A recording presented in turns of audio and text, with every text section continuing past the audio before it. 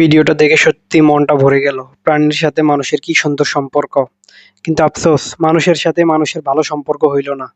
অথচ পোষা প্রাণী থেকে শুরু করে নানা প্রাণীর সাথে মানুষের সাথে ভালো সম্পর্ক হয়।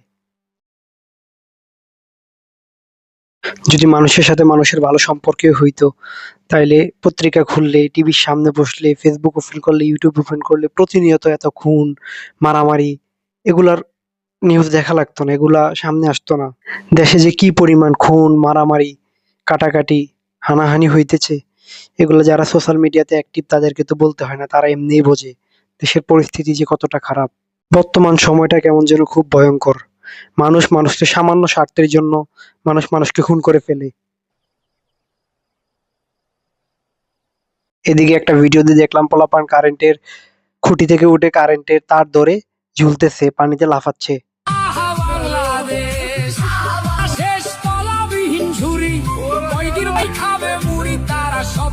कौन है ये लोग? कहां से आते हैं ये? পোলাপানের সাহস দেখছেন? এখন যদি কারেন্ট আসে কি অবস্থা হইব? সাহসের চেয়ে বড় কথা হচ্ছে ওদের কনফিডেন্স কি, ওরা জানে যে কারেন্ট আসবে না।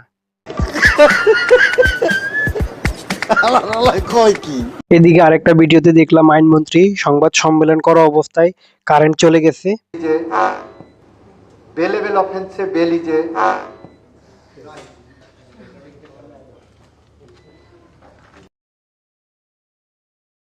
এটা দেখার পরে ভাই আমার একটা জিনিস জানার খুব ইচ্ছা, ওই এরিয়াতে কারেন্ট ডিস্ট্রিবিউশনের দায়িত্বে যে কর্মকর্তা ছিল ওনার চাকরিটা আছে নাকি চলে গেছে? কারো জানা থাকলে আমার একটু জানায়েন তো ভাই।